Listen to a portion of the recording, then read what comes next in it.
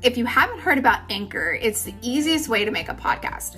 Let me tell you about it. It's free, which is amazing. And there are these really cool creation tools that allow you to record and edit your podcast right from your phone or your computer.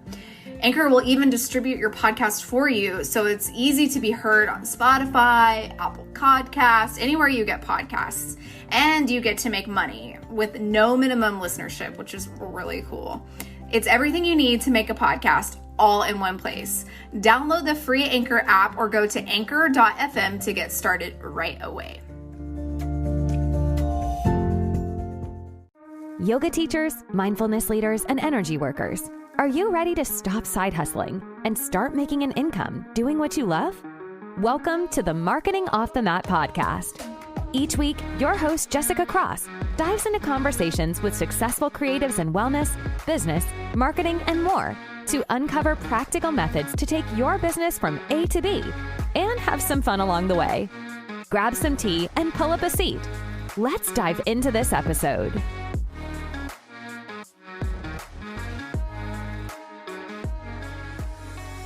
Welcome back to the show. It's Jess, and you're listening to Marketing Off the Mat. You are in for such a treat today because I have the incredible Pamela Crane on today, and we're talking all about confidence on camera and how to build it, what to start with.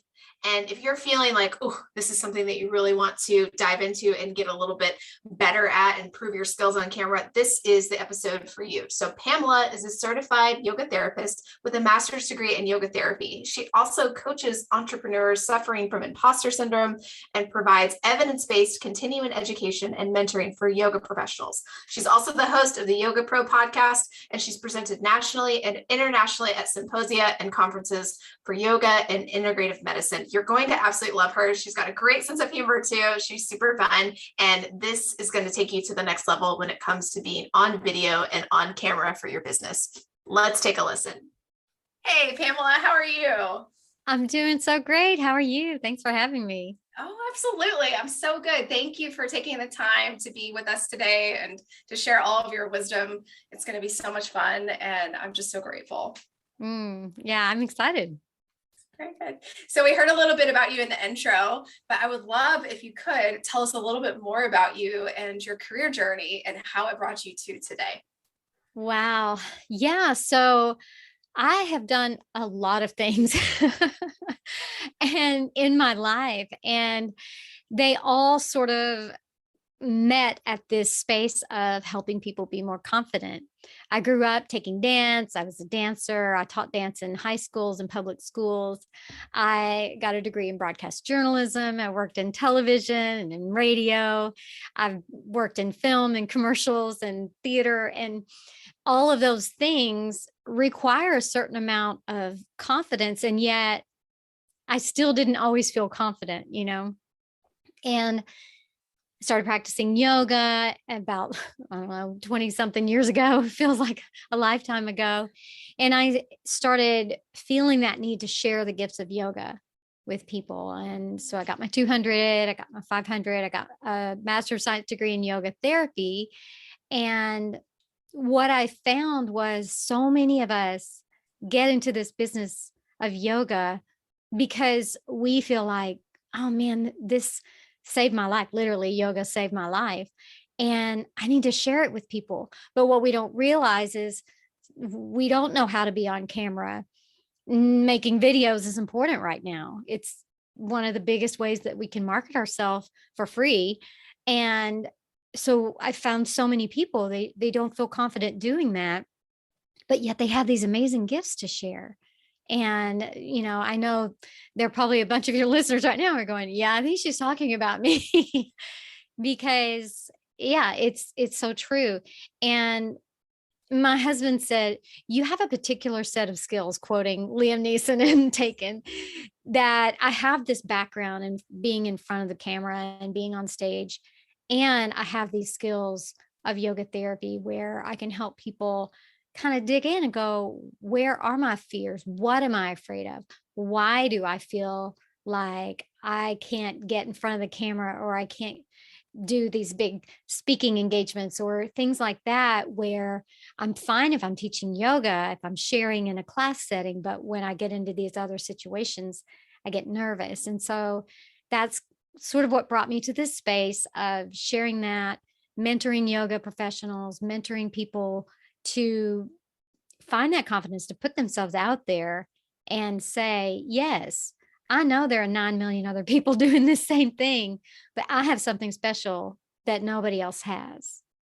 Yeah. So. Oh, that's so true. And I love that what you just ended with too, is because, if we think about it, there's so many teachers out in the world. And if we just decided, well, there are too many teachers, I'm just not going to teach. Then, yeah. Like, where would we all be? So I love that you've stepped in and you're like, I see other people doing this, and I have my own unique way of sharing and teaching and helping others build confidence. So that's beautiful. Yeah. And I think I always say confidence is fluid, right? So you graduate from your 200-hour and you teach that first class and you're really nervous, but you get through it and it's great. And then maybe you go somewhere to teach and 30 people show up to the class and you've never taught 30 people before. So then you're nervous again, right? And back in October of 2020, I was invited to speak in an online conference. 500,000 people signed up for it, 1,000 presenters. One of them was Alanis Morissette. I mean, there were like really big names. And I was so nervous. And I'm like, oh my gosh. Okay. So I did all my tools. I did all my things. And I showed up as soon as I hit the button. I was fine. My topic was overcoming fears and imposter syndrome. And I was nervous. So I think that one of the things is kind of changing our mindset and realizing that it's okay to be nervous. It's okay to have those feelings, but then what do we do with it? Do we let it run over us, or do we kind of change that? And we can change our perspective in a lot of ways too, to take the pressure off of us and put our energy more into what we're giving or presenting. And I can talk more about that too, if you want, but yeah. And I think it's important to remember that confidence is fluid, and that it's okay if sometimes it'll creep back up, as long as you have these tools and you have these ways to address it and overcome it, so to speak, or even just sit with it. Yeah. Yeah. And it can be an exploration, curiosity. Where is it coming from? Am I having some safety issues? Is my root chakra a little bit unbalanced? Do I need to look at that? Do I need to look at my sacral chakra? Do I need to find a way to be more outgoing, more willing to put myself out there? So yeah, it's a lot. It's a lot to unpack. Yes, it is. And it might, and as you're saying, confidence is fluid. The feelings or the thoughts or, the judgments upon yourself might also be fluid, given, the time or the thing that you're, coming up against at that time. It could also change. And I love that you said it also might not be trying to fix or change it. It's just also recognizing and sitting with it. Mm-hmm. Yeah. And things can happen in your life that can undermine your confidence. You may be thinking, oh, I'm on top of the world, I've got everything going. And then something that kind of breaks your steadiness or shakes your foundation, you might see that show up as, I don't feel confident stepping out into the world right now. And that's okay too. Maybe that's a sign to step back and say, okay, maybe I will not put myself out there as much. But it's that knowing, right? It's that discernment.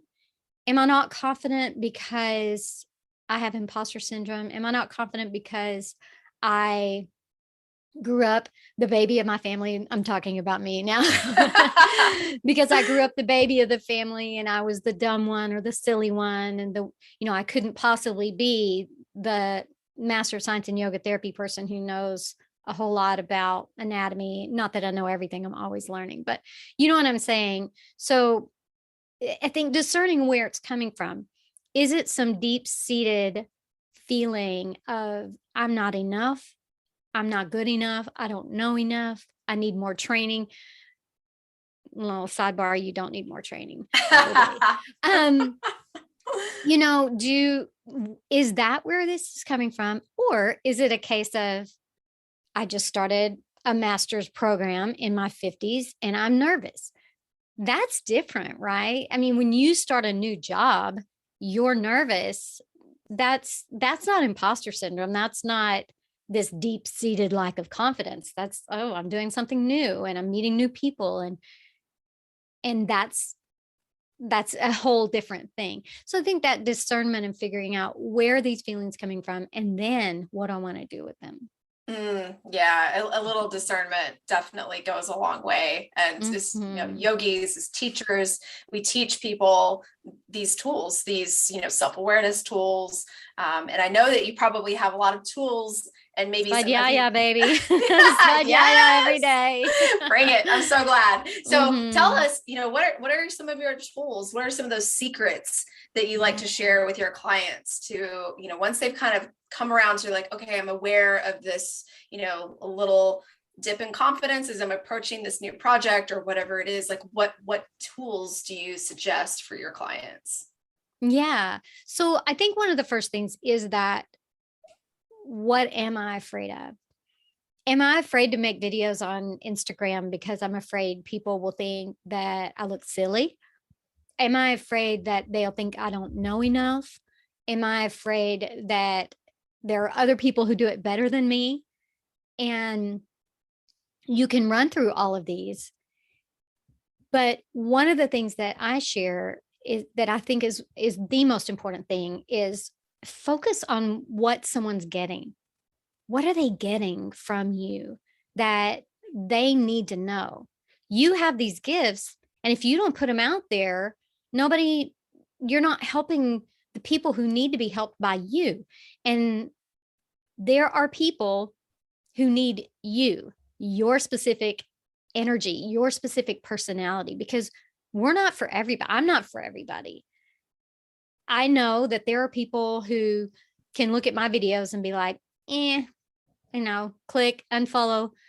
And that's fine, because you want to attract the people that are attracted to you. We don't need to try to force anything. And I think that when we try to force things, that's when we show up what might appear to be inauthentically, because we're trying to fit into a mold of what we think people are looking for, instead of showing up as ourselves and being like, here I am. You want it, you get it. There are a lot of amazing yoga teachers and yoga therapists who have done this really, really well. They've carved their niche. They know who their target audience is, and it's people like them. And there's so many amazing ones, but I'm going to talk about one. Her name is Nick Thanu.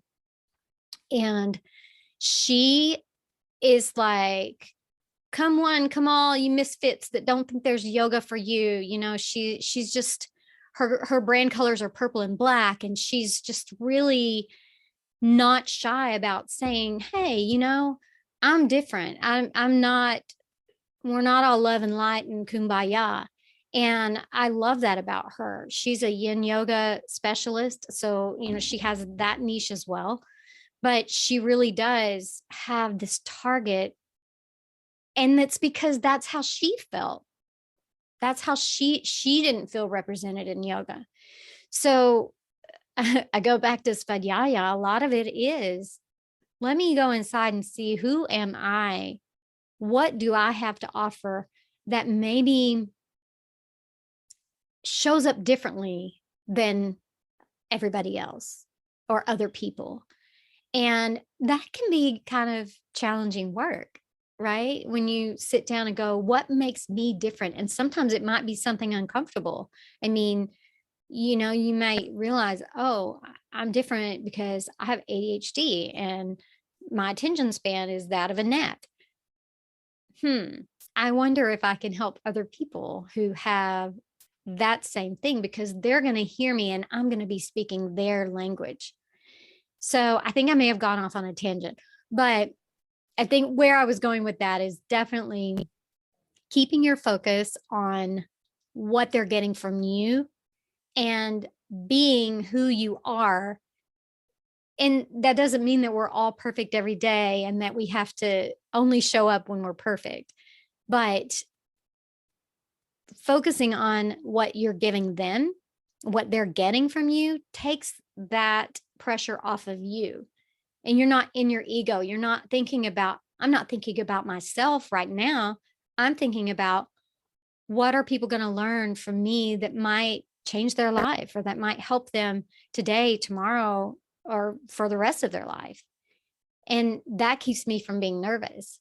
Does that mean that I don't stumble on my words sometimes or lose my train of thought? Of course not. But then I don't have to beat myself up for it because I know that nobody expects perfection. And that's another thing that I would tell everybody. People don't expect you to be perfect.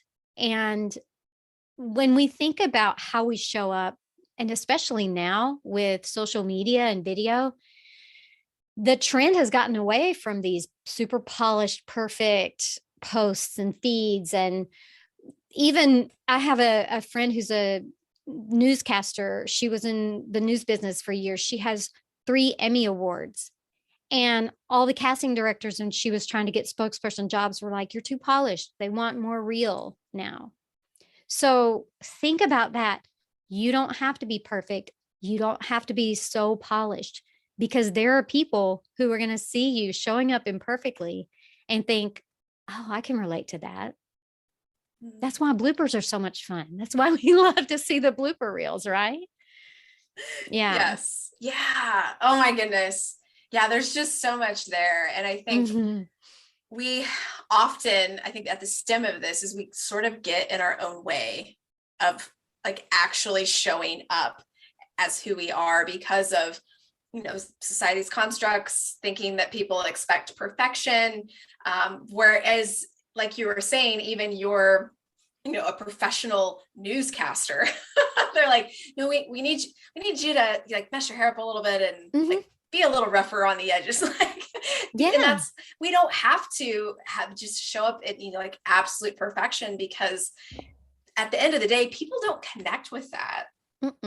They connect with the person that's like, oh, wow, like she's actually human. Like I can so relate to like, messing up and flubbing my words when I tried to do an Instagram video recently. Like, cool, she does that too. So, maybe that level of success is also attainable for me. Like, yay. Like that's just so much more approachable and really, really generous, what you just offered.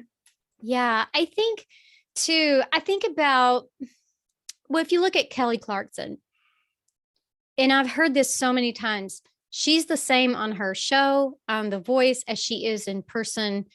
And you'll see her, I've watched her talk show a lot, and she'll mess up and she'll just laugh at herself and throw her arms up and be like, oh, whatever, I would much rather go hang out with her than someone who thinks everything has to be perfect. And because then that puts pressure on me. Oh, do I have to be perfect? Because I'm not. I'm not gonna be. So yeah, for us to kind of think about, what are we attracted to? What are we drawn to? And be that. Know, like, what am I? I'm drawn to people who are funny, who are silly, who can laugh at themselves, who have a sense of humor around that idea that, I have to be perfect. Am I professional? Yes. Do I do a great job? Yes. But I also like to have fun. And I think that when I first graduated from yoga therapy school, I thought, oh, I've got to be so serious. I'm a certified yoga therapist now. And I realized that was not me. I'm not that. And one of the things when I taught public classes that people said to me the most was, wow, I love your class. It's so lighthearted and so humorous and fun and funny. I always thought it had to be so, kind of serious.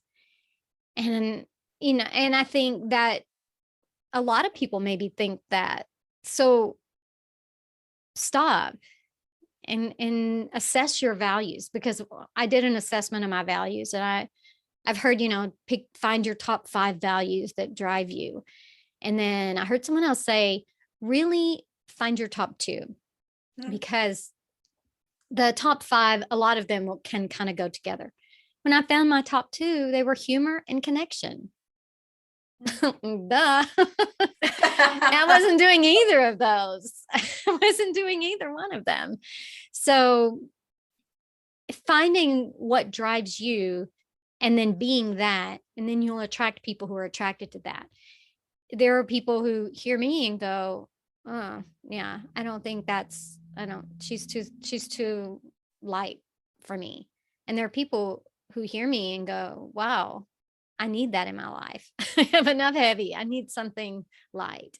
So yeah, just be finding yourself. And that's not easy to do. And it can be an ongoing job, right? We change as we grow. So yeah. Yes. And leaving space for that, allowing yourself to change your mind at some point. If, you've kind of fallen into that version of you for a time, and then you realize it's like, well, kind of shedding some of those layers, and, that's not quite exactly who I am in that moment. And it's fine to change your mind. I'm in the middle of that. Actually, I'm in the middle of doing some rebranding and changing things up, and I'm just letting that go and letting it be what it is. And the people who are attracted to me and attracted to that, what I'm turning into and how I'm growing, will be there. And the people who aren't won't. And that's okay. You don't want to work with people who aren't aligned with you energetically, because it's so much more work. Yes. It's harder work. Way harder. Yeah. And it serves no one. You're not serving them either. And you're definitely not serving yourself. So you might as well just be you and market in the way that you want to, and be on camera in the way that you want to, because that's you. And that's going to magnetize the type of person that you want to work with into your sphere. I so agree. Yeah. I can give you an example of this. So on Instagram, I used to do a lot of reels, or, I went through a time I did a lot of reels. I kind of stopped for a while. I'll be doing some more soon, but I do some dancing ones. I used to be a dancer. So dancing on reels feels right and feels natural and fun for me. What I tell people is, if dancing or pointing or whatever the latest craze is on reels doesn't feel right for you, you don't have to do it. And if you do feel like you need to do it, then do it, and point out that you feel awkward doing it. And then all the people who also feel awkward doing it will be like, oh my gosh, I love her. Yes. I love him. I relate to that so much, because you're not the only person who's feeling that way. So I always say that, like, if you really don't want to dance, don't dance. If you kind of want to, but you feel awkward and you look awkward, then make fun of it. I mean, point it out and be like, here I am dancing because that's what I'm supposed to do. But who else feels this way? Do something that's going to make people want to interact with your video, and that gets you more engagement. We could talk about that. That's another episode, but, but don't be afraid to do the things that scare you, and then let everybody else know you're scared too. That's being vulnerable, right? Yes. Yeah, that's beautiful. In right now. It is. And thank goodness, because it's not been in for I don't know, a very long time. So I'm glad that you were coming around it. And also too, you're kind of talking about the like a little bit more organic look to your Instagram feed, and just just showing up whatever, with maybe you've got your messy yoga bun and you just rolled out of class and you had something on your heart that you wanted to share, but you're like, oh, I don't know, I don't really have any makeup on, I'm sweaty, whatever it is, like just going live or going onto your stories in that moment. You never know like what that little inkling that you got to go live actually meant, because somebody might be looking for you in that very moment and they didn't realize it. Oh my gosh, that is so true. The things that are on your heart that you say are so important. And I've done reels where I batched them. I put on my makeup and hair and I batched them and had all this content planned out. But the reel I had that went viral, 3.6 million views and it blew up my account. Now I have a bunch of followers that don't necessarily, I don't know, don't necessarily align. That's another conversation too. But I literally was sitting on my couch with dirty hair, no makeup, and a t-shirt. I don't even know if I was wearing a bra. And and it was 3 seconds long and it went viral. If you can put yourself on there for 3 seconds, think about that, because so many people are like, oh, I don't want to be on camera. I don't want to put my face on camera. Just think about that. 3 seconds. What can you show for 3 seconds that would help people get to know you? Because the more people see your face and the more they hear you and the more you're there, the more they get to know you and they want to trust you. It's that whole marketing, know, like, trust thing. Video is the perfect way to do it, and for free. So there are a lot of things that you can do. I do have a tip sheet that you can get for free that has some practical, skills and techniques and tips that maybe we don't have time to go into today, but you can grab that for free. But making that video, put yourself on for 3 seconds. And if you're nervous about that, start with video of something else. Maybe do a behind the scenes of your yoga studio and then just show your face at the very end. Baby steps. Don't be scared. You don't have to jump in and do a whole setup, and you don't need fancy equipment. That's just an excuse. That's just your fear keeping you from doing it. Yes. And I know this, and it's common. So, again, you're not the only person who feels that way. So don't feel like you're odd or whatever. But yeah, baby steps. Just do a little thing. Yeah. Start somewhere. Start with literally anything. 3 seconds of your face, 30-second behind the scenes. People love that kind of stuff. It's, very, very interesting to watch. People want to know more about your day. I know it sounds crazy, but I love doing these little checklists of what I do every single day. And people are like, oh, like, I didn't know you did that. I also do that. And it's very, it builds up a connection with other people. I'm totally stealing that, by the way. I saw your Instagram post and I shared it, and I thought that is that's just so cute, because also a lot of times it's hard to think up content or think of how do I want to show up today?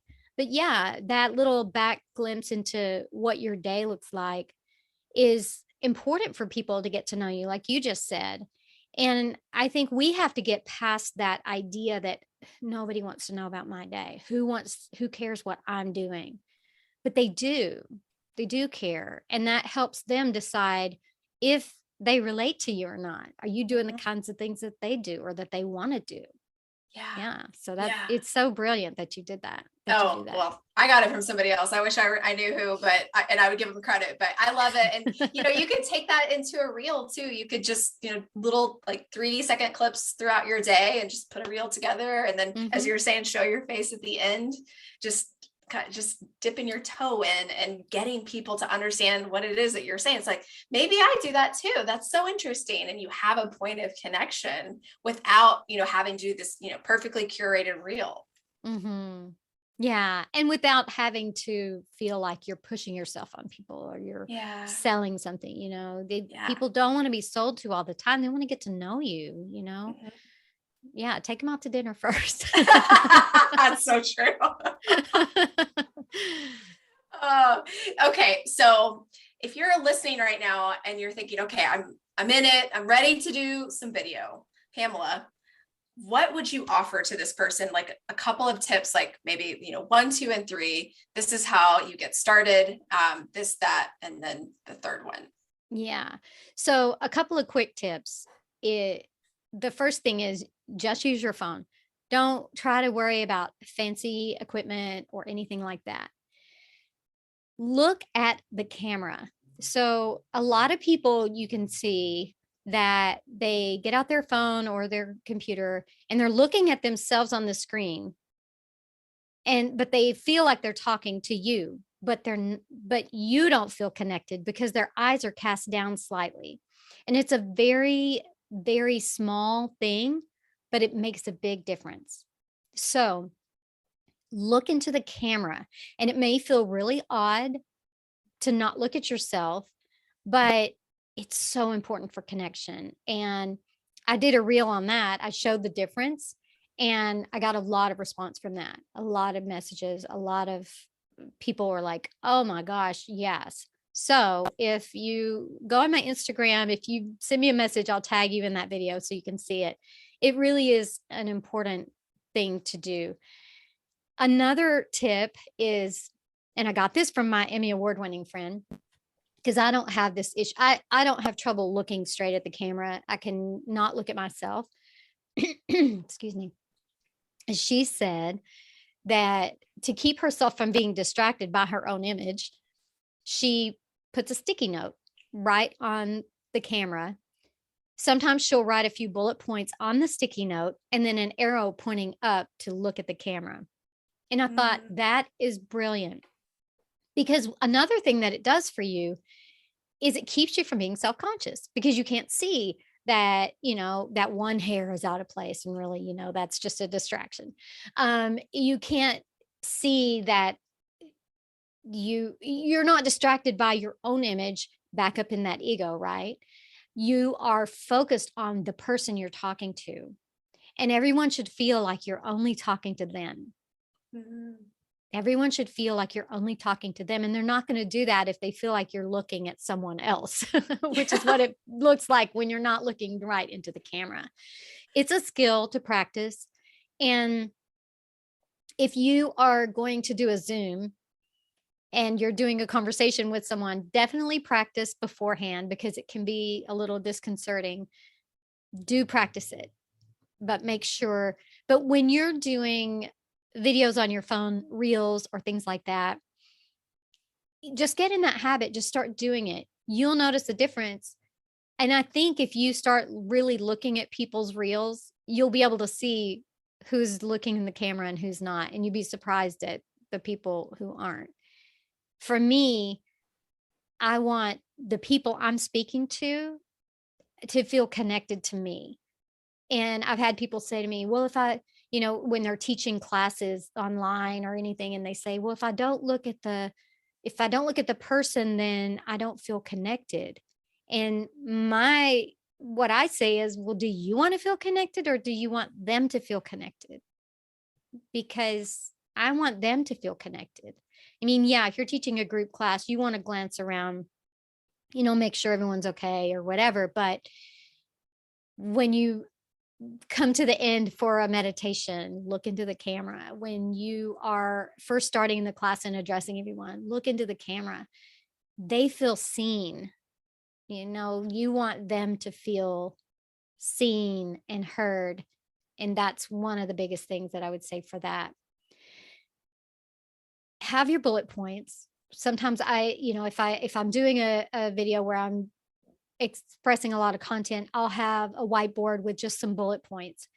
When I talk about looking at the camera, that doesn't mean that you just stare at it without ever looking away, because in conversation, we always look away. So it would be natural to look over, see your bullet points, come back to the camera. So feel comfortable doing that.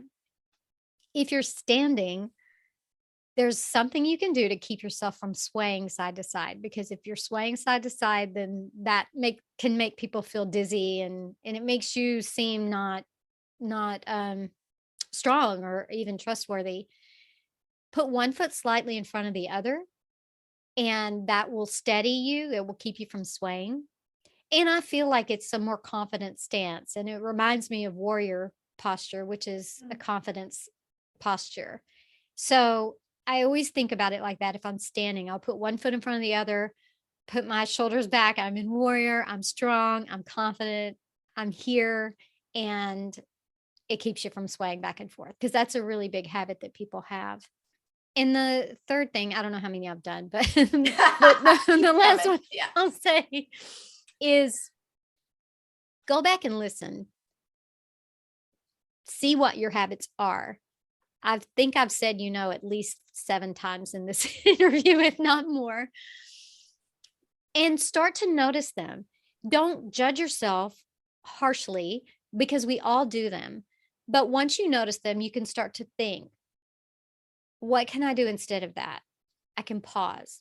because all those extra words are fillers. They're just fillers while we're thinking about what we want to say. And it's normal for there to be pauses in conversation. So start to notice them, try to pause, give yourself grace because you won't be perfect. And in my case, as soon as I figure out what those words are and I get them gone, new ones come up. So, because so used to be one that I would say between every sentence, So paying attention to those and knowing that we all do them, so it's okay. But if we could do them a little bit less, then it might free up our content to be a little bit more digestible. Those are incredible tips. Like those are very actionable and also very spacious as well too. It's just, I love that you said it's like, give yourself some grace. Just again, another awareness practice for us as we're getting in front of the camera. And I'm going to borrow that warrior stance for standing. Like that's really, really genius. It is. It's really powerful and useful. And it just makes you sound more, and I hate to say the word sound but it does. It makes you appear and sound more confident and more authoritative. No, not authoritative. More of an authority on what it is you're speaking about.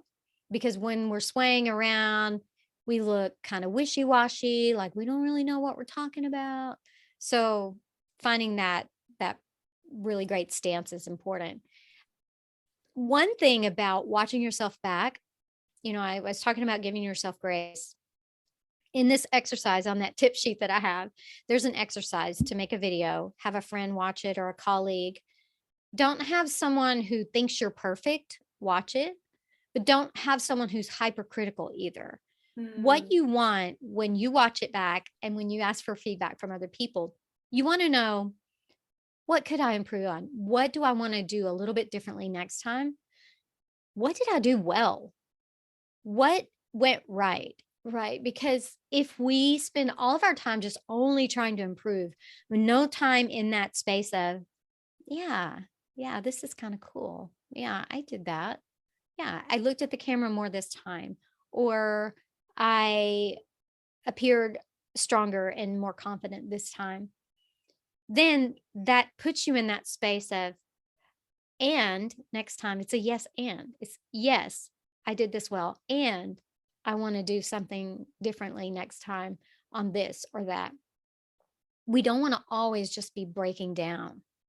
We go, because then we get in that spiral of, I'm not very good. I might as well not do it. Or I'll put it off until it's perfect. And the big second one. Yeah. Yeah. And there's a tip around that too. Just go live. Just do it, because you can spend hours trying to make a 7-second reel. When I'm making reels, I give myself 3 takes and then I pick one, and it's usually the first one. Don't spend a lot of time recording and making it perfect, because you won't think it is. If you're that kind of personality, you still won't, and you will have spent your day trying to do that. Go live. If you have a few bullet points, go live and speak to your audience. Unless you have 80 million followers, which if you do, you're probably not suffering from this anyway. You probably aren't going to have that many people show up live. Go live, do your thing.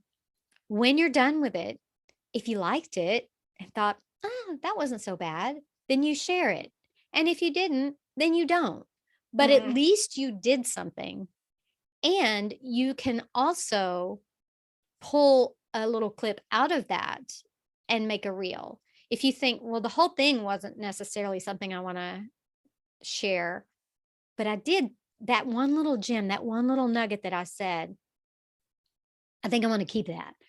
Then you have something, and you get in that habit of being on camera. You give yourself a chance to see some things that you're doing well, some things that maybe you want to do better. But that getting out of the habit of I have to record this so I can make it perfect, and more into the habit of let me be in the moment. Let me be present. Let me show up and share something that might change somebody's life. Mm.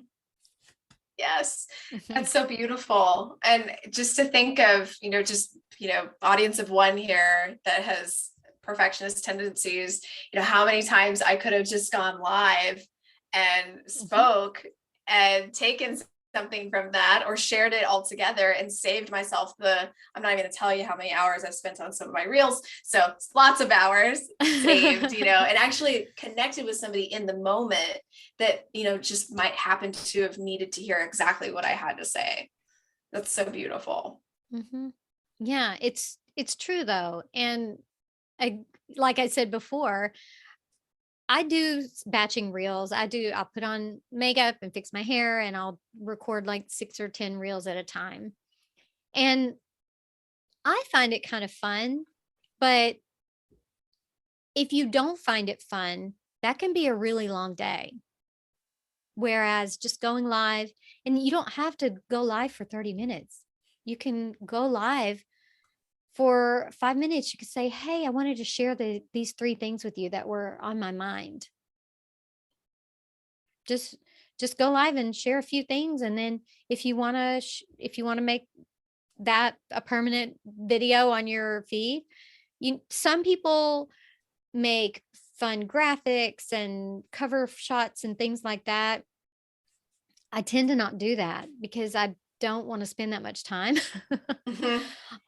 on that part of it, because I don't know, the jury's still out on whether that helps with the connection. So I usually will just do a cover shot from the video, and we just keep it simple. If we overwhelm ourselves, and I'm easily overwhelmed, then that feeds into our excuses for not doing it, as Mm-hmm. opposed to let me go make this, or let me do that, and give yourself grace. Yeah, You it don't always have comes to be back to perfect. that. Yeah. Yeah, you It don't have does. to be perfect, and do your work, do your svadhyaya. Why am I not wanting to show up? And is it because I don't feel like I have skills? Well, then get some training, work with somebody who knows how to be on camera, and take that excuse out of the mix. Is it because I'm afraid of what people are going to think about me?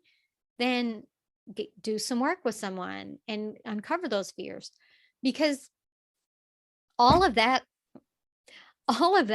is just our projections. Most people, and most people that you're looking to attract, that you want to work with, are not sitting there judging your videos. And if they aren't your target audience. They're people who have their own issues and their own shortcomings, and they're projecting those onto you. Mm-hmm. So that idea that I would give a crap what somebody thinks about me who I don't even know, who's not in my sphere of influence or my circle of friends or my circle of people that I want to help, I don't care.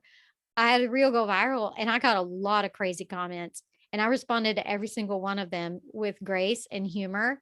And 2 people apologized to me. And it just, we have to know that when people criticize us, especially online, that's coming from their own issues and their own stuff. So once we take that out of the mix, and we think, okay, if someone's criticizing me, what is it saying about them? What are they trying to accomplish? And even our loved ones, sometimes, bless their hearts, they will say things to us. Oh, you shouldn't put yourself out there. You shouldn't do that. And that's their own fear. Mm-hmm. That's their own idea that they can't do it. Has nothing to do with you. So finding a way to get past those issues and those thoughts, and knowing that I'm showing up because I want to help these people, and these are the people that I care about. If someone in my target audience messaged me and said, I don't like this because of this, yes, I would take that to heart and say, yeah, let me see what I can do differently, or how can I improve. But if Joe Blow on the internet says that my video is silly, well, what do I care? Yeah. I'm not trying to attract him or her. Right. Right. So it can sting, but not for very long if you change your mindset around how you receive what someone's trying to give you. If someone's trying to give you something you don't want, then don't take it. Right? Yeah.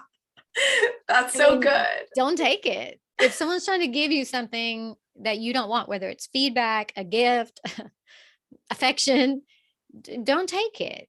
And I know that sounds simplified and easy. And of course, if someone's being abusive, then you would block and report or whatever. But what I've found, and this is a known fact, when someone comments on your post, if you delete it, then you have 0 comments, which doesn't help your engagement. If you comment and then they comment again and you engage, then you have those comments, and that's engagement. And then that boosts the algorithm and your video gets shown more. So I responded to every single comment, whether it was "you go girl" or "why is this on my feed?" Somebody literally said this, "Why is this on my feed?" I said, I have no idea. The algorithm is funny or something, and did some funny emoji. Like, that was engagement. And so I think it's just important for us to know that when we comment, it helps us. Again, if it's abusive or someone's being racist or homophobic or something like that, then yeah, I would just block and report them. Yes. But if people are just being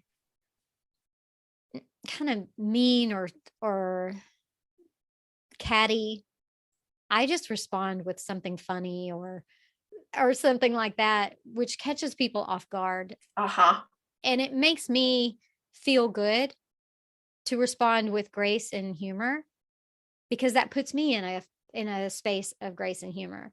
If I responded with something catty, then that puts me in that kind of level, and I don't like to be there. So knowing that that's their own projection, that's their own stuff, and they're trying to give it to you, but you don't want it either. So don't take it. No one wants that. Nobody wants your crap. That's so good. Yeah, I love that. I think there's, I think so much stuff comes up when you're trying to run a business, and especially around the visibility standpoint of owning a business, because, at the end of the day, if no one knows you're there, no one's going to buy anything from you. So we all have in some regard, have to be visible. So there's just all this stuff that comes up. And thank you so much for telling us and teaching us these tools that can help us kind of really manage, when our stuff goes viral and someone gets catty in the comments and you're like, what do I do? Like, someone listening is going to be like, oh, I remember what Pamela said. Yeah. I'm just going to respond back really quick. So this is so good. Thank you. Of course. Yeah. Anytime. So what kind of cool things do you have coming up? Like, how can we follow you and how can we hang out with you? Yeah. Hang out with me. You can hang out with me on Instagram, and it's Interoceptive Performance. So it's INTEROCEPTIVE Performance. You can find me. My name is Pamela Crane, Pamela Renee Crane. So you can find me there. I mean, probably if you search that. And you can go to the yogapropodcast.com and check out my podcast, and also send me an email from there. I love to hear from people. And if you're a yoga pro who wants to be a guest, send me a pitch. I always love having amazing people on the show who can help other yoga professionals. My mission with the podcast is to uplift other yoga pros. if you want to work with me one-on-one on confidence and connection on camera, you can reach out to me for that. And then I have the Yoga Pro Support Circle coming up in the fall. And so do reach out for that. If you grab that 10 free tips that I have, it's in my link tree. We can put that in the show notes. You can also find that on my Instagram. So if you follow me on Instagram, send me a message that you heard the podcast. I'd love to interact and chat. And then you can get those 10 free tips. Then you'll be on my email list. So you'll know about any offerings that I have coming up. I don't send a lot of spam. I probably don't send enough emails, if I'm being honest. So when you do get one, you'll know that I'm either sharing something that's important to me or I'm sharing an offering that you might want to be involved in. And then one last thing I'll say, if you would like some feedback on your video, and this is just a free gift, this is not a big thing, you can send me in the DMs on Instagram at Interoceptive Performance and send me your video and I will give you some feedback, just, to let you know what I think you're doing well and what I think you could do differently. Please don't send me an hour-long video, something in the minute or couple minutes or less. And I'm happy to look at it and give you some feedback. Well, that's so generous. Yes, that's wonderful. And I'll put all the links that you mentioned in the show notes so people can find them easily and follow along and stay connected with you. And definitely take her up on that free critique that she's offering. And yeah, send her just like a minute clip. Don't send her the whole thing. Yeah, exactly. But yeah, thank you so much, Pamela. It was so wonderful to have you. Thank you. Oh, thank you. It's been my pleasure. Okay, so you ready to go live on Instagram? I'm so glad that we had Pamela on today. She's so great. I learned a ton and I hope that you did too. So go give her a follow on Instagram. It's at Interoceptive Performance. You can also listen to her podcast, the Yoga Pro podcast, and definitely check out the show notes here because we have a link to her tip sheet that she mentioned in the show. So send me a DM on Instagram while you're at it. It's at jessicacross.co. Let me know what you thought of this episode. Are you feeling a little bit more confident in going live or potentially showing your face more in your social media? I'd love to know. Send me a DM over there and let's get the conversation started. I hope that you found this episode super helpful. I can't wait to have you back for the next chat. Until then, take care and keep showing up. Thanks for listening to the Marketing Off the Mat podcast. And give yourself some gratitude for taking action in your wellness business journey.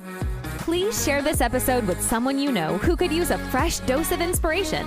And we'd be thrilled if you would rate, review, and subscribe to Marketing Off the Mat on Spotify, Apple Podcasts, or wherever you get your podcasts. Want to share an idea with Jessica?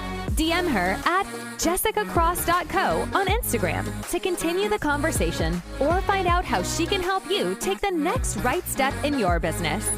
Until next time, stay inspired and keep showing up.